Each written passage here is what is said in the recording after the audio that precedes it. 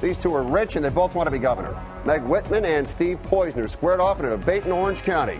Whitman's campaign has been Whitman's campaign has been on the attack after Poizner refused to get out of the race. As for the debate, Whitman says, we've got to create jobs. Poizner says, cut taxes.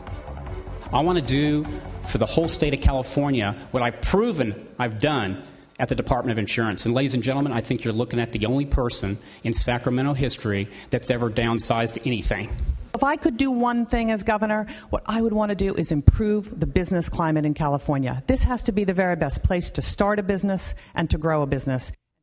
Now, Whitman is well ahead in the polls. Personally, I thought Poizner did a pretty good job in the debate. Megan, you're down there in Orange County. You write for redcounty.com. Is it impossible for Poizner to catch her? No, I don't think it's impossible, but I think that he needs to get a little bit more vocal in his plans and what he intends to do for the state of California. He hasn't spent, obviously, as nearly as much money, it seems, as Meg. It seems that every time I turn on the TV or the radio, she does have a commercial. So she's definitely outspending him in publicity. And he needs to get his message out a little bit stronger and a little bit broader. You know, but what's interesting, let me follow up with you here for a second, Megan. He's got the public service experience. I mean, he's already in public office. She's not. You would think that this guy, after being through this, would be snap, snap. He's got it together. He knows what he's doing, and he would be a very good communicator. Why not so far? You know, I've heard different rumblings about maybe why he hasn't been so verbose in his campaign, and he might be limited as far as how much he can do or how much he can spend because he is currently seated in a state position. That's just something I've heard, and I don't know if there's any truth to that.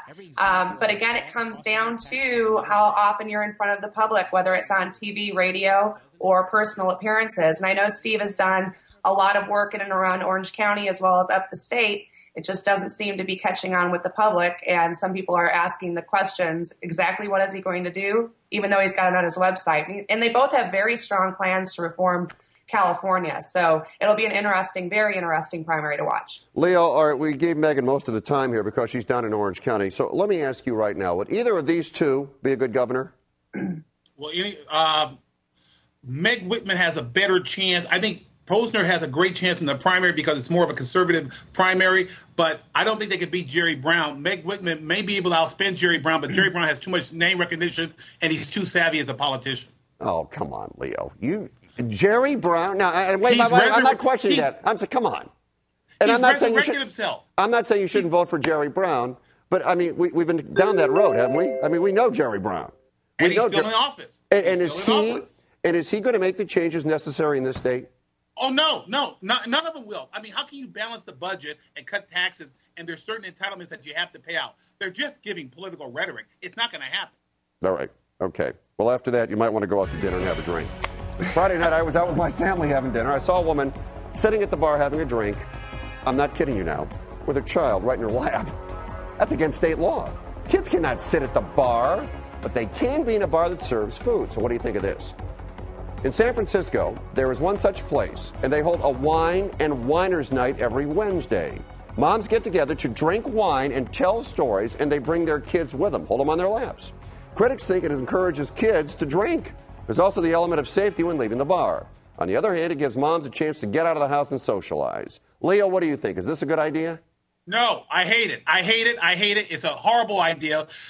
Other than the economic motivation to get women out there to go out to drink, it's a horrible idea. There's no upside of this. It's horrible. I don't like it. The moment I read the story, I just like it. You have any other thing I can say for it? I hate it. No, I think you pretty much summed it up. Megan, what do you think? Should moms bring the kids out to the bar and toss a couple of back?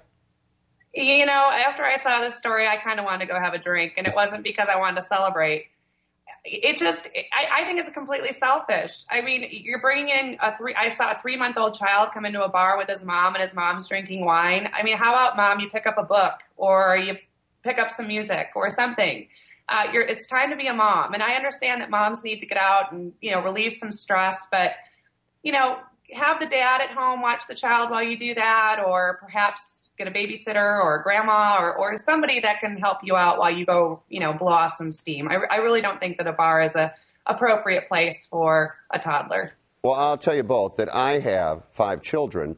So I think I have some experience in watching kids grow. And my wife, for example, I often tell her, you know, you have the most difficult job in the world that is the least rewarding at times. Later, you will get your payoff when the kids have all turned out to be outstanding people, and that's because you were there. But I got to tell you, I think being mom is really a tough job. I'm not advocating you take your kid to the bar and toss a few back, but I can understand why women would just say, get me out of the house occasionally, because it's so overwhelming. Go ahead, Leo, take it. Yeah. Oh, yeah. Get me out of the house. But usually they need some separation time.